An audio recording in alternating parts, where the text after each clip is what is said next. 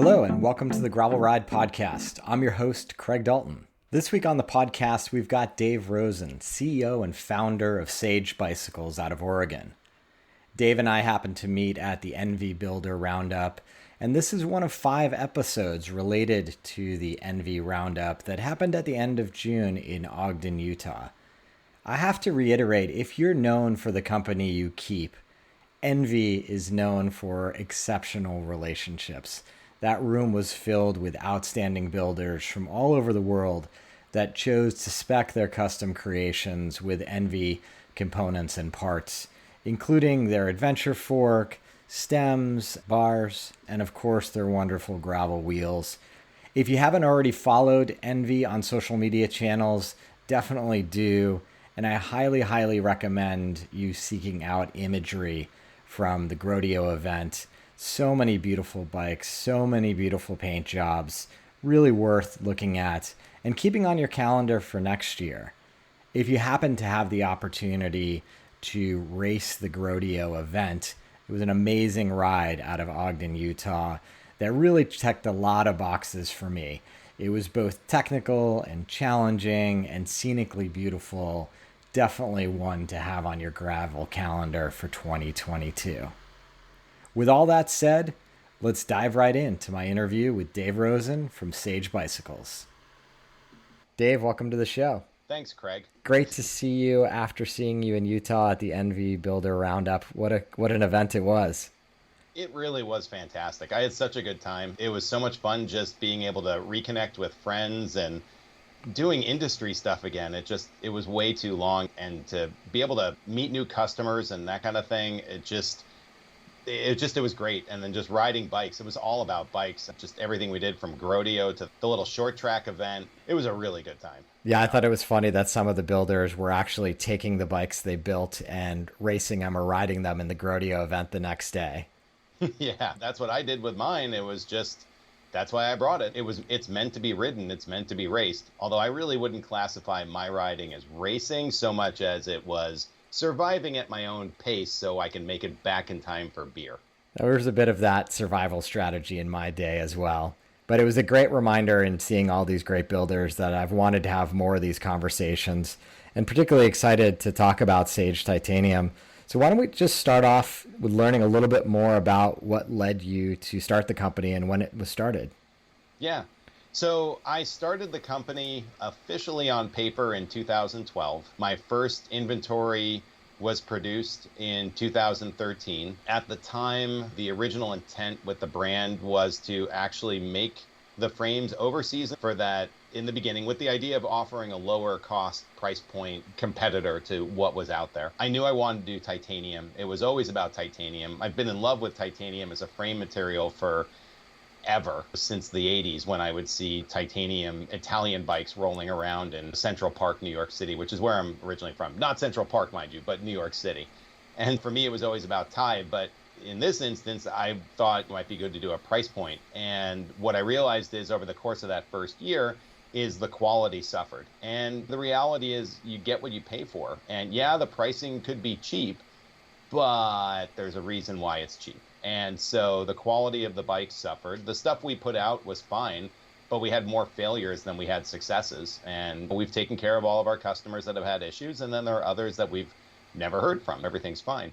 Dave, was there a particular style of bike that you targeted at that time? It was a bit early, obviously, for gravel in those days in 2012. Yeah. We did actually, while we did have a road bike, it was more about the cyclocross bike. And we actually had a commuter bike that would be the precursor to the current gravel. It was designed around larger tires, not as massive as what you're seeing today. And the geometry was more relaxed than a road bike, similar to a cross bike, but with a longer wheelbase. So it really was very versatile. And we actually marketed it more as a commuter bike, both a drop bar and a flat bar version, basically the same frame, just different build. But it showed the versatility of the bike for what it could be. Gotcha. And, so in that first year, you were unhappy with the production partner in China that you had. Yeah.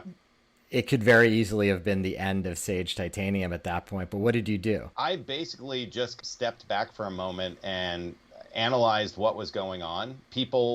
Customers liked the concept of our brand. They liked what we were doing as a small builder, or the ability to offer. It's the Oregon brand connection, all that sort of stuff. The bikes were authentic, the designs were good, but it was just, they liked what we were doing, but they didn't necessarily like the made in China aspect. And so yeah, you're absolutely right. We could have folded up right then and there and not known what to do. But instead, I made the decision to push forward with Made in USA.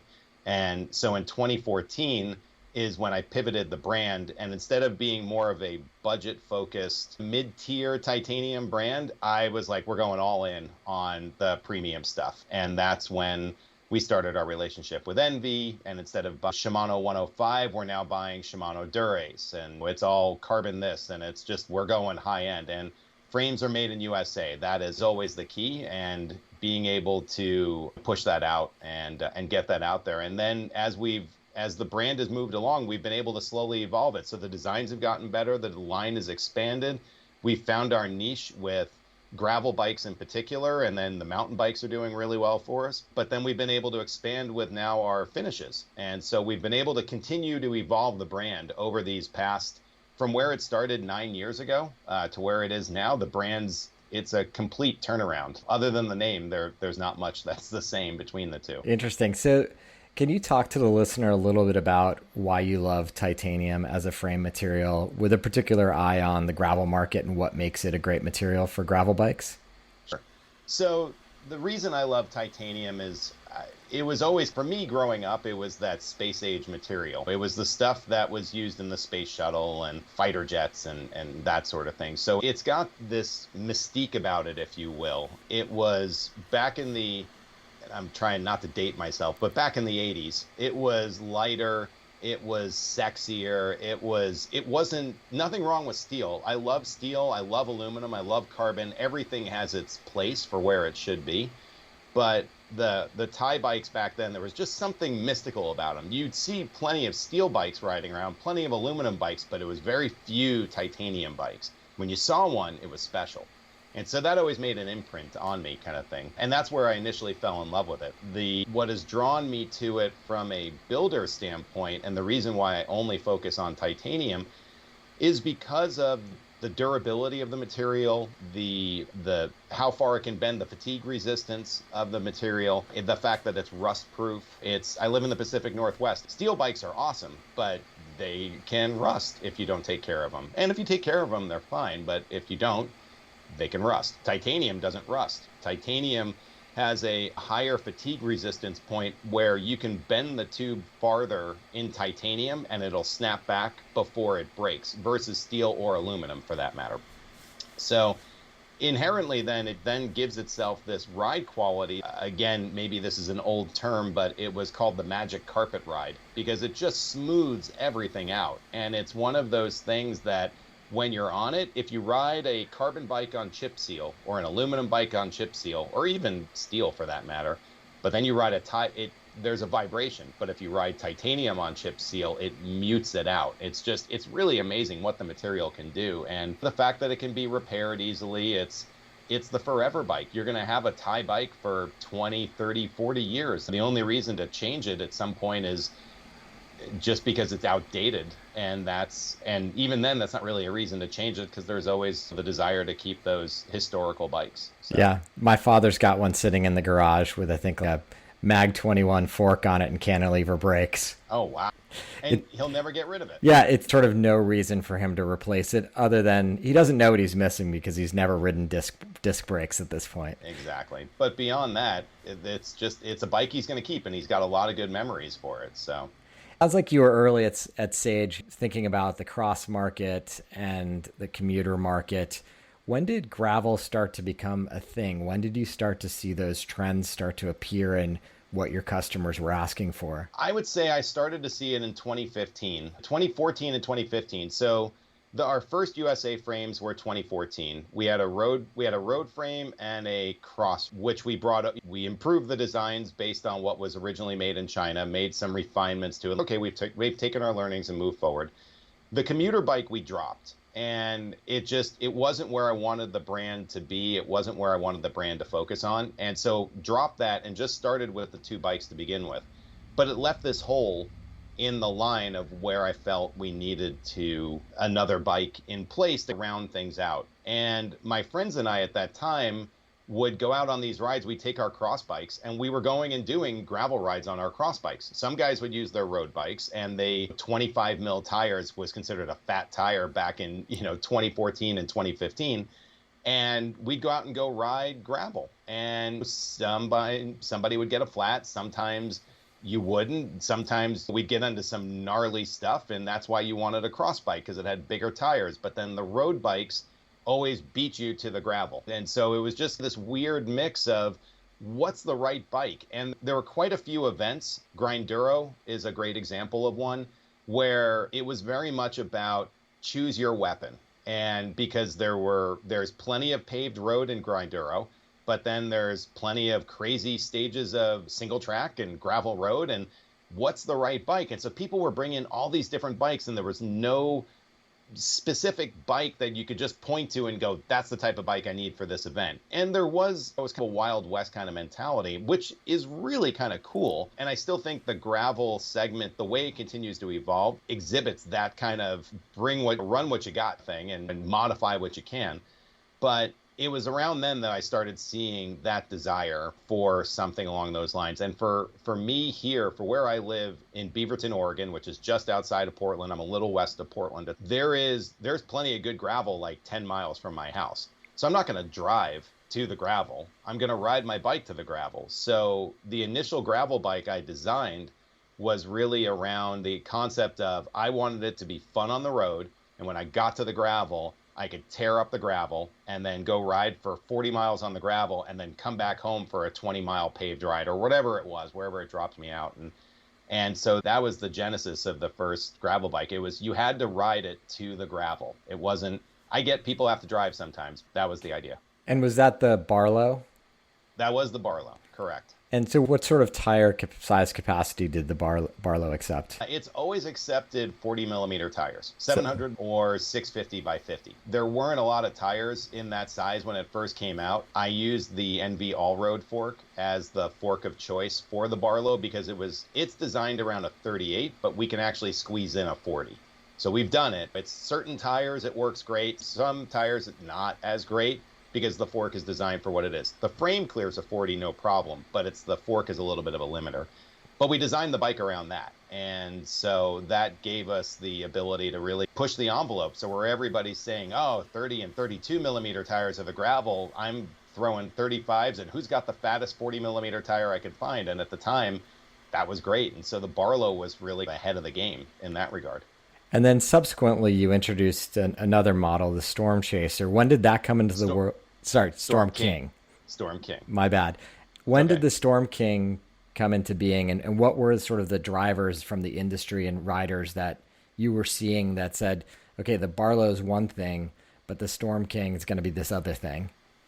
So I have a rider I sponsor. He's a retired former World Tour pro, and he still races for me, kind of thing. He does mountain and he does gravel, and those are his focuses. And he took the Barlow to Unbound before it was relaunched as Unbound, when it was DK. And this was back in 2018, I believe, if I remember correctly. And he took the Barlow there, and he was using the Barlow in all the gravel events that were popping up. And he was encountering challenging terrain, would be the best way to put it. Just big rocks, just nasty, just eat your tires up rocks kind of thing.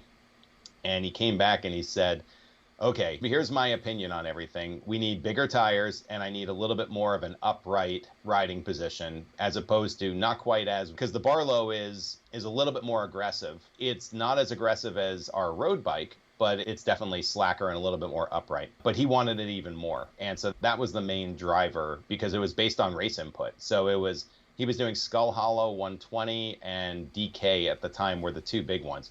Other events, it was working great. But for these other events, these handful of events where the terrain was nuts, he said we need something bigger. And I saw the writing on the wall as there's more of these crazy events that are starting to pop up. We're going to need a bike that's going to be able to compete in those events, not just SBT is a great example of the Barlow's perfect. Belgian waffle ride, the Barlow works perfect. It depends on which Belgian waffle ride right now. But anyway, that was the gig.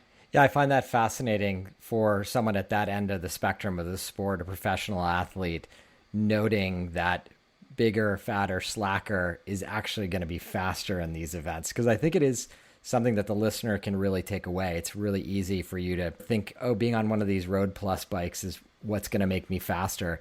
But in a lot of these events, and particularly for the more average athlete who's spending a longer time in the saddle, a more comfortable bike, a more stable bike with bigger tires could actually be the bike of choice. I would agree. If you think about it, if you're choosing between a 32 millimeter tire versus a 40 millimeter tire, or a 36 and a 50, whatever it may be, and you're thinking the smaller tire is going to be faster because it's less rotating weight and it's going to roll faster for the tread, whatever it may be, yeah, you're probably right. But how many flats are you potentially fixing? And how much time are you going to waste with flats? Whereas the rolling resistance of the larger tires isn't really that far off of the smaller tires. Yes, you're carrying more weight, but if you have more assurance that you can go faster through the rough stuff without damaging the bike, you're going to be faster overall. You look at some of the pros like Ted King and those guys. I think they're always trying to push as big a tire as they can run without it being that does seem to be necessarily slower. That seems to be the trend. And for me, like, I'm spending 30-40% more time out there on these courses than the pro athletes are. So I've got to think about the general wear and tear. My day is probably more akin to an Ironman triathlon than a marathon. You and me both. 12-hour days for you? Exactly. Yeah, me too. So let's talk a little bit more specifically about the Storm King and the type of tires it can So it's designed around a 700 by 50, 650 by 2.2 is usually pretty good. Because we make each Storm King individually, one at a time, the customer really has the opportunity to specify, I am going to run this size tire kind of thing. So we can modify the rear end of the bike to accommodate the tire. Obviously, picking the right fork is always key, of course. In instances, we just had a customer, he sent us the wheel, the full wheel and the tire. And it's okay, great. And then we throw it in the frame and make sure it fits. So this way we can truly customize it to what's the worst case scenario you're going to run on this bike there. Do you have a stock chainstay length then on the Storm King, or is it going to modify based on those criteria that the customer introduces? It's gonna modify based on no stock chainstay length. It's gonna modify based on the wheel size, the tire size, and actually the drivetrain and the drivetrain specifically. So is it GRX? Is it Eccar? Is it Force Wide? Is it Ultegra? Stuff like that kind of thing. All of those factors we actually play in to designing the chainstay length, because if you get it wrong and you make it too short, you run into clearance issues that you're stuck. But if we know what you want going into it, we can build it specifically, and we're dialing in the process. We continue to do it every day for making it. That might be a good segue into just describing for the listener, what does that customer journey look like? If they want to get on a Storm King, what does the process look like? How long does it take to get one? So the process usually begins with the customer listening to this podcast, seeing a review online or an ad in a magazine or something along those lines. And then pretty much reaching out through the website is usually how it works. It's very rare, as crazy as it sounds, that somebody will buy a bike sight unseen through the website. It happens, but it's a complete stock build. Here you go. This is what I want, and that sort of thing. It's rare because this is a very personal purchase. And so usually the customer is going to reach out through the contact form on our website. Usually it's me who's responding, but it could be one of our other folks here. But 9 times out of 10, it's usually me that everybody's speaking to.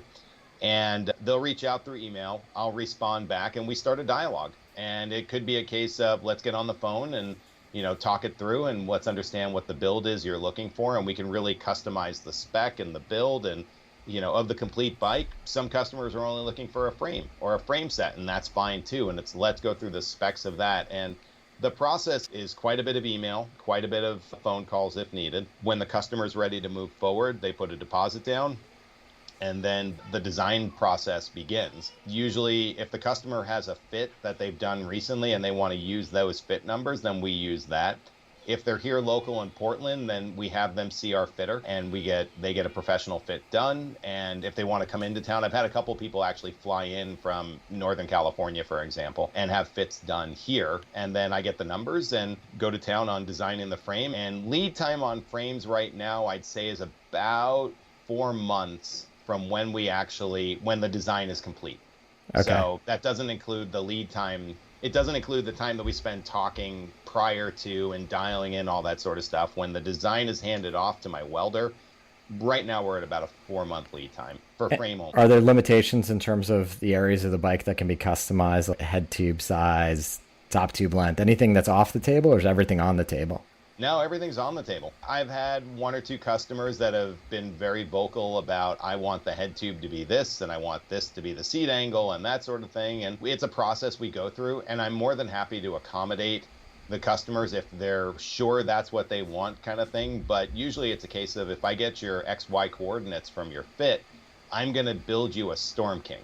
And that's what it's going to be. If you want something that's completely different, I'm working on an Ironman bike for somebody right now, and that's a totally different bike than anything we offer. So then that's much more of a personal process of, what are you looking for and how do you want it to be, rather than, I know what I want the Storm King to be and I'm going to make a Storm King that fits you. Gotcha. Let's talk about that beautiful Storm King you brought to Utah. It had a lot of different finishes on it. It did. 4.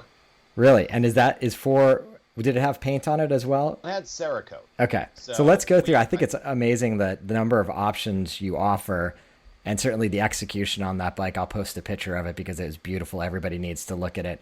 But let's talk about the different options for finish on a titanium frame. We have 4 different options. Let's start with the standard finish that you see on most of the bikes on the website is our brushed finish. It's a raw titanium. It's very silvery looking. It's shiny. It's great for just durability. If you scratch it, you can take a Scotch-Brite pad and little shoe shine motion and you can buff it out yourself.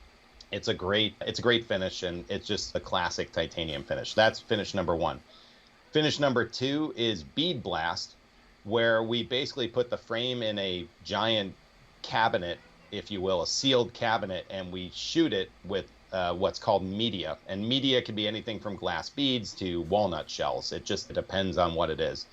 And it impacts the frame, and it changes the appearance and the finish and the texture of the frame itself. It doesn't damage the frame in any way, but it changes the finish. So bead blast is usually it has a different look to it. It's more of a dull look to it. From there, we then start getting into colors, and that's where we've really exploded this year for the options and the custom work that we've been doing. And if you look through our social media feed, and as well as our custom page, but we have a custom bike page where every custom bike gets a photo shoot, and we do all that sort of stuff. You can see the differences. But we've been doing a lot more with Cerakote and with anodize for the frames. Anodize is, if you've seen the Chris King parts, they're blue, they're purple, they're gold. That's all anodized aluminum kind of thing. It's dipped in a bath, it's electrified, it comes out at a certain voltage, gives you a color. I think it's interesting, Dave, and to drill into it, I've seen some super intricate anodized look. Unlike the Chris King headset, which is orange or red or whatever they do, you seem to have a technique in which you've got the titanium frame, which is maybe the brushed titanium or whatever, and then small areas that are anodized.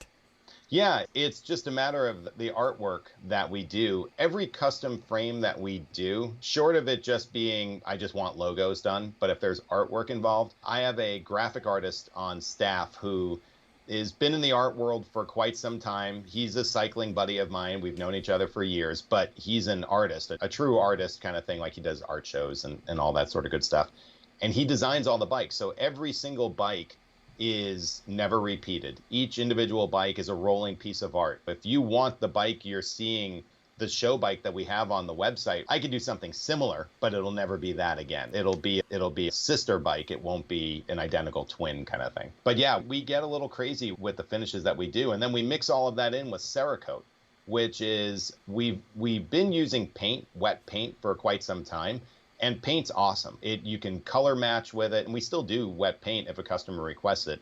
You can color match very specifically to a specific item if you have it. You can mix colors and that sort of thing. What we found with paint, though, and with gravel bikes in particular, is it's not as durable as we would like. And the problem is that if you get a rock strike on your titanium gravel bike with paint, it is possible it could chip. And so that's not really an ideal situation. So we switched to Cerakote, which is a ceramic that's cured onto the frame, and it's actually used on guns, tanks, rocket parts, jet fighters. And whenever you see the paint that's on these vehicles and these munitions, if you will, that's Cerakote. And it's super resistant to heat, damage from any sort of debris flying at it. Heck, if somebody can shoot a gun at a tank and the tank's fine because of the Cerakote and that sort of thing, I'm pretty confident the bike is going to be okay from a rock strike. And yeah, our painter is able to actually mix all of these 4 different finishes together, and we're able to make these incredible bikes of just total variety, of just really just pushing the limits. The Cerakote was the one I was least familiar with, and a couple builders were using it out there in Utah at the NV Builder Roundup. How is it actually applied? Is it applied like a paint or anodization? No, it's more of a paint. It's sprayed on. So there is a masking process that goes on. The masking actually takes the most time for the bike itself, for the actual paint work to be done. And basically, once the bike is masked up, you pretty much, as you peel off the layers and as you spray it and that sort of thing, and then when all is said and done, you cure the bike. It goes into an oven, it cures, and it can be sprayed in the morning, cured by lunch, and ship out in the same day in the afternoon, and it's done. Like, you don't have to worry like the paint's soft or it needs to still time, just it's ready to ship. So it's pretty crazy, and it's super durable. And is it something that you can apply in almost any design on the bike to any part of the bike? Just about any design. It's really the limitation of my artist and of the painter and being able to mask it. Sometimes there are issues with tube shapes, and that people think of art and they think in a two-dimensional sense as a flat canvas and the art's applied to it. But the reality is bicycles are three-dimensional round tubes.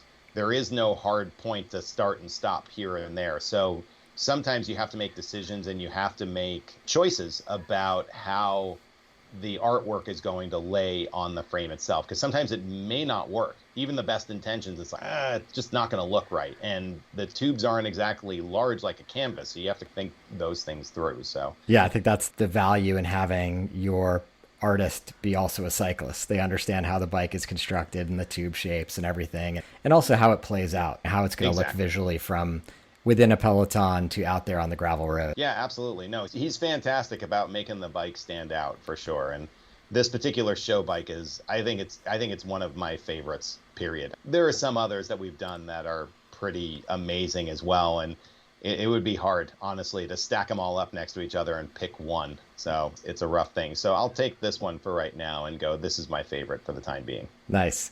Are there other trends in the gravel market that you're looking forward to exploring? I think I'm interested to see where suspension goes.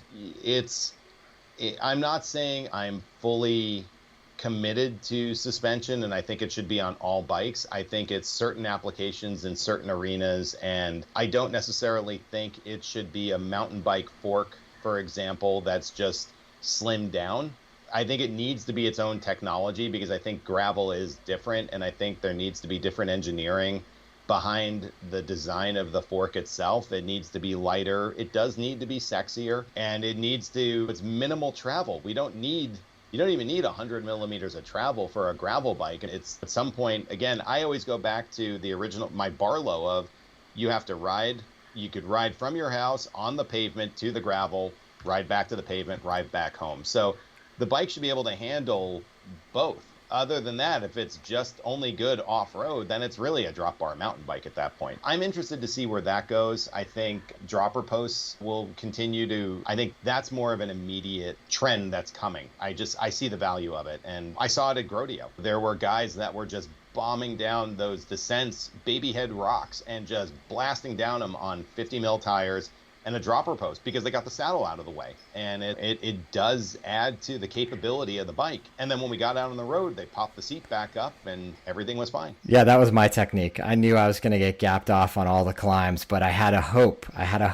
if I rode my bike hard with that dropper post down on the descents, that I might just bridge back up to the group that just dropped me. Yeah, exactly. No, it works great. I too, and the listener well knows, I'm fascinated by the idea of suspension in gravel. All your points are spot on. It's going to have to be this delicate balance to not take away the capabilities. We're not trying to build mountain bikes here. They still need to be bikes that can get fast on the road, but to each their own in terms of gravel, right? We've got listeners all over the world whose experiences are dramatically different. And what I hope is that it just becomes this type of thing where you look at someone who has a more aggressively set up gravel bike and you just understand that's probably what they have in their backyard. And someone who's riding the Barlow with 32s on it, that could be totally capable. It could be overkill for the types of gravel roads they ride, but to each their own. Yeah, no, you're absolutely right. We see the same sort of thing with mountain bikes. There's this trend towards, not a trend that's here, I wouldn't call it a trend, and I'm a big fan of it myself. Big hit, long travel bikes with slacked out angles that basically 5 years ago were downhill bikes. And now they're single crown enduro bikes, and guys I'm doing crazy jumps on the weekends and all that sort of stuff. But does the person in Florida, for example, or Texas, where it's pancake flat for the most part, and I'm sure there are technical steep places where you need it. So I apologize if I'm not trying to characterize the entire state that way, but generally speaking, Florida is pretty flat. So do you need a long travel slacked out bike? Probably not a thing. And to your point about the gravel, there's places where that a 32 mil tire is going to be perfect there. And there's other places where a 50 mil tire and it's their backyard. So yeah, I would totally agree with that. You'll start to get that feedback next season in 2022 for people running full front suspension forks on their bikes. And it will be curious to see, much like your professional athlete gave the feedback that ultimately led to the Storm King, we may see that feedback coming back saying having a little bit of suspension on the front simply makes the bike faster. And if it's faster, people are going to go for it from a race perspective. Yeah, no, I would agree. At some level, it is 1990 for a mountain bike, but at the same time, it's the gravel bikes of today are far more capable than what were mountain bikes back then. It's pretty impressive with how the bike has evolved. Yeah, I totally agree with you. I had that same feeling back in the early 90s around mountain biking that every year, every month, it seemed like a new idea was being put forward and people were testing and learning. And it was this great and super enjoyable journey if you were involved in it to watch it happen. Yeah, no, absolutely. It was a lot of fun. And I think gravel is going through the same sort of evolution. Exactly. We're all here. We're all listening. We're all involved. The community has all eyes on the innovation. Super exciting time. I appreciate you joining me today, Dave, and giving us a little more of an overview, a deep dive into Sage Titanium. I love the work that you showed in Utah, and I wish you all... Thanks. I really appreciate it. This was a lot of fun. Thanks for having me. Cheers. Big thanks to Dave for joining us this week. I have to say, I really do love that Storm King. It ticks a lot of boxes for me. The finish work was beautiful. The clearances are right up my alley, and I think it would be a hell of a lot of fun to ride that bike. Also, another big thanks to ENVE for sponsoring the podcast this week and for sponsoring this entire series. It's really been a pleasure getting introduced to a lot of their partners around the world, looking through their componentry, and touring their factory. I've mentioned it on earlier podcasts, but I was very impressed with the amount of testing they do in-house and just the fabrication process in general in Ogden, Utah. The attention to detail, the passion of the employee base, and everything about ENVE's work there in the United States just really makes me happy. So be sure to check them out. When you support our podcast partners, you're supporting the podcast itself. I wouldn't be able to continue doing what I'm doing without their support. And I wouldn't do this without your support. The gravel community has been super embracing of what I've been doing, and I've loved getting to know some of you in-person events, but more broadly through the Ridership community. If you're not already a member of this free community, just visit www.theridership.com. We'd love to have you. And if you're interested in supporting the podcast further, please visit buymeacoffee.com/thegravelride. There's any number of ways in which you can support what I'm doing here. Until next time, here's to finding some dirt under your wheels.